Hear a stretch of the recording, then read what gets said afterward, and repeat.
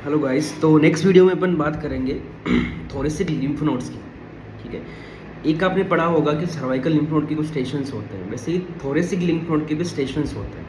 ठीक है, तो ये 14 स्टेशंस होते हैं। मैंने थोड़ा इजीली करके इसको बना के आपको बताऊंगा, मैं समझाऊंगा, अच्छे से समझना उसको ताकि आपको याद रह सके।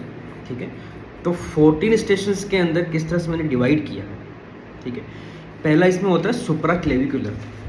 ठीक है, जस्ट क्लेविकल्स आपकी जो है, क्लेविकल्स के ऊपर की जो लिम्फ नोड है वो सुप्रा क्लेविकुलर हो गए।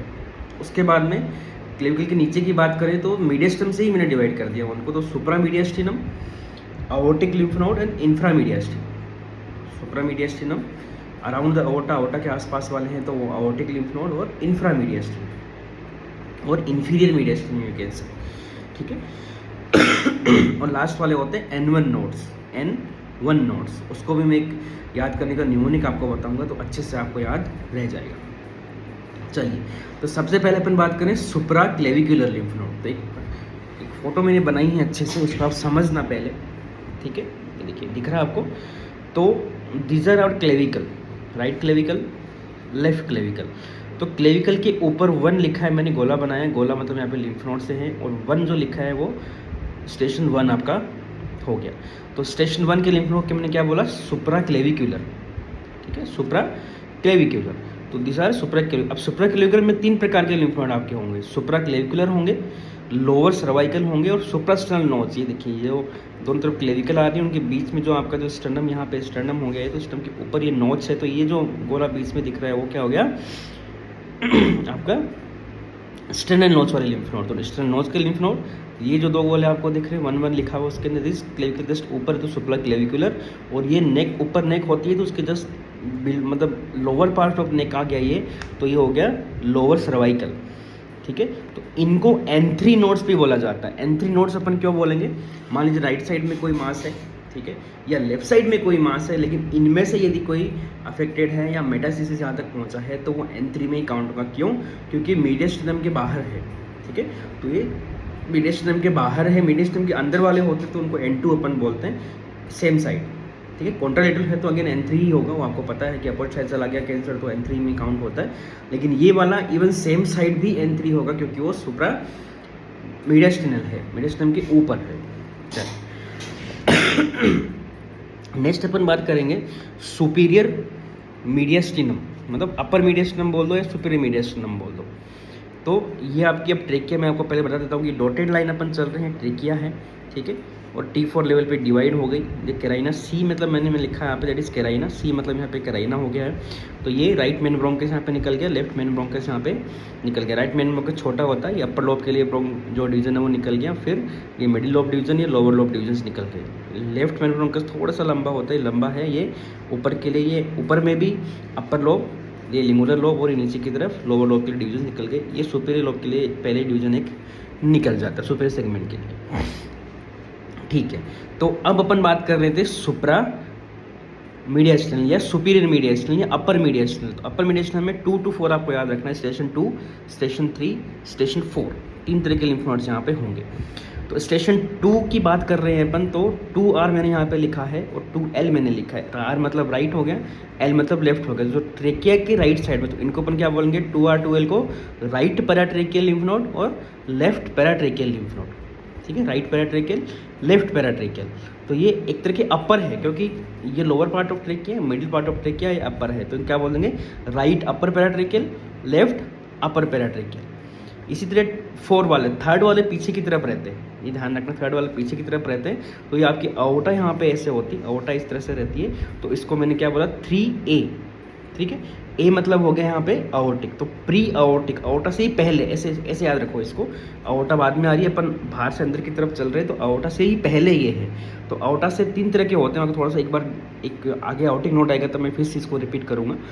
3P क्या है, 3P है रिट्रोट्रेकियल, P मतलब पोस्टीरियर, आप P मतलब पोस्टीरियर से याद रखो, मतलब ट्रेकिया के पीछे है, पोस्टीरियरली तो पोस्टीरियर टू ट्रेकिया है, तो इसको मैंने 3P बोला। तो ये 3 और 3P दोनों ट्रेकिया के पीछे की तरफ होते हैं। तो ये ट्रेकिया के जो मिडिल 1/3 पार्ट है उसके तो वहाँ पे होंगे।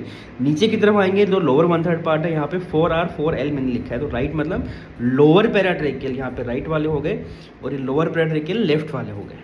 ठीक है। तो 2, 3 और 4, ठीक है। अपर पैराट्रेकियल राइट लेफ्ट, ये वाला 3A मतलब हो गया प्री अओर्टिक या प्री वेस्कुलर भी इसको बोलते हैं, और P मतलब पोस्टीरियर और रेट्रोट्रेकियल, और ये 4R 4L राइट और लेफ्ट लोअर पैराट्रेकियल। तो ये तीनों स्टेशन किस में आ गए आपके सुपीरियर मीडियास्टिनम। थर्ड अपन बात करेंगे अओर्टिक नोड्स। अओर्टिक नोड्स मतलब अराउंड द अओर्टा। तो ये अओर्टा है, ये आपका पल्मोनरी ट्रंक है। अओर्टा यहाँ से अराइज हुई और ये नीचे की तरफ यहाँ पे आ गई है। ये पल्मोनरी ट्रंक है, यहाँ पे डिवीजन हो जाएगा, लेफ्ट राइट चले जाएगा, लेफ्ट चला जाएगा, ठीक है। तो अओर्टिक के अंदर मैंने एक तो आपको क्या बताया था, ये वाला 3A। तो अओर्टिक मतलब अओर्टा से पहले, तो स्टर्नम के पीछे होगा, अओर्टा से पहले होगा, तो यहाँ पे 3A हो गया। अब आ गया 5th और 6th, ठीक है। 5th होता है सब अओर्टिक, सब मतलब नीचे। तो अओर्टा का जो ये एक तरह से आर्च ऑफ अओर्टा बना, तो उसके नीचे की तरफ है, तो वो 5th वाला हो गया आपका सब अओर्टिक। पैरा मतलब होता है दोनों तरफ, जैसे मैंने पैराट्रेकियल बोला वैसे ही पैरा अओर्टिक दोनों तरफ। तो 6 नंबर अओर्टा के इस साइड में भी होगा, राइट में भी होगा और लेफ्ट में भी होगा। तो अओर्टा ऐसे जा रही है, तो इस साइड में और इस साइड में दोनों तरफ हो गया 6 वाला, नीचे की तरफ हो गया वो 5th वाला आपका हो गया। तो आउट ऑफ पल्मोनरी विंडो है, वहाँ पे एक तरह से 5th वाला रहता है, ठीक है। फिर आएंगे अपन इंफीरियर मीडियास्टिनम। तो इंफीरियर मीडियास्टिनम में अओर्टा के बाद में आपका 7 आ गया, 8 आ गया और 9 आ गया, ठीक है। तो इंफीरियर मीडियास्टिनम, सुपीरियर मीडियास्टिनम में भी 3 थे, 2, 3, 4। इंफीरियर मीडियास्टिनम में भी 3 स्टेशन है, 7, 8 और 9। 7 बहुत फेमस होता है, आपको पता होता है। 7 मतलब कराइनल जो है, मोस्ट कॉमनली आप बता सकते हो कि कराइनल लिम्फ नोड होता है, जहाँ पे ट्रेकिया का डिवीजन होता है, डेट इज कराइनल। तो ये 7 वाला सब कराइनल इसको बोल सकते हो, कराइनल बोल सकते हो, सब कराइनल इसको बोल सकते हो। अब ये अओर्टा है, ये आपकी साथ में ईसोफेगस नीचे आ गई। तो अराउंड द ईसोफेगस है 8 number, that is para oesophageal, para oesophageal. 9th आ गया पल्मोनरी लिगामेंट, ठीक है। पल्मोनरी लिगामेंट यहाँ पे होता है, तो 9 दोनों तरफ युक्त से यहाँ पे दिखा रखा है। तो ये 9th वाला आ गया पल्मोनरी लिगामेंट, जो lymph node around the pulmonary ligament, ये वाला हो गया। लास्ट आते हैं N1 नोड्स। N1 नोड क्यों बोला कि कैंसर किसी, मान लो राइट साइड में कैंसर है या लेफ्ट साइड में कैंसर है, तो जो सबसे पहले अफेक्ट होंगे लिम्फ नोड, वो उसी सेम साइड की जो अंदर के लिम्फ नोड है जो वो अफेक्ट होंगे। तो इसके अंदर आपको याद रखने का तरीका, मैंने एक निमोनिक बनाया हिल्स। हिल्स की स्पेलिंग क्या होती है, HILLS होती है, लेकिन यहाँ पे आपको थोड़ा सा डिफरेंस करके याद रखना है, HILSS आपको याद रखना है। तो S for hilar, just the hilum पर नंबर 10 आपको दिख रहा है। फिर 11 to 14 इसको आप दिखा नहीं सकते, वो अंदर होता है, फिर मैं आपको समझाने की कोशिश करूँगा। तो 11 हो गया आपका इंटरलोबार, मतलब बिटवीन द लोब्स। तो राइट साइड में कितने लोब हुआ, ये अपर, मिडिल लोब, लोअर लोब, तो 3 लोब से। तो अपर लोब और मिडिल लोब के बीच का जो पार्ट है, मतलब जो बीच की प्लूरा है, वहाँ पे लिम्फ नोड होंगी। और यहाँ पे मिडिल लोब और लोअर लोब का जो बीच का जो पार्ट है, वो प्लूरा तो वहाँ पे होती है, प्लूरा इमेजिनेट करती है, तो वहाँ पे जो लिम्फ नोड होंगे वो आपके इंटरलोबार, बिटवीन 2 लोब्स, ठीक है। तो upper lobe, mid lobe, lower lobe के बीच में। सेम यहाँ पे अपर लोब और लोअर लोब के बीच के अंदर ये 11 नंबर होता है। तो ईबस की मैंने बात करते हैं, यहाँ पे क्वेश्चन बनता है कि ईबस किसको एक्सेस कर सकती है। तो ये 11th है, यहाँ तक ईबस एक्सेस कर सकती है, उसके बाद में ईबस एक्सेस नहीं कर सकती। तो 10th एक्सेस हो सकता है ईबस से, 11th हो सकता है, ठीक है। सब कराइनल 7 हो सकता है, ठीक है। इसके अलावा 4th, 3rd, 2nd हो सकते हैं। तो फर्स्ट नहीं होगा, ठीक है, फर्स्ट नहीं होगा, वो तो ऊपर रह गया, उसको अपन छोटे, अपन थोड़े से लिम्फ नोड्स की बात कर रहे हैं। तो 5th भी नहीं होगा, ठीक है। 5th, 6th, 8th, 9th, इसके अलावा 12, 13, 14 तो वो तो होंगे नहीं, वो तो बहुत आगे चले गए, क्योंकि इतना तो फिर वो डायमीटर ही होता है, इतना आगे तक नहीं पहुंच पाता। तो 5th, 6th, 8th, 9 आप याद रखिए। इसके अलावा 12, 13, 14 ये ईबस से एक्सेस नहीं होते। कौन से हो सकते हैं, 2nd हो सकता है, 3rd हो सकता है, 4th हो सकता है।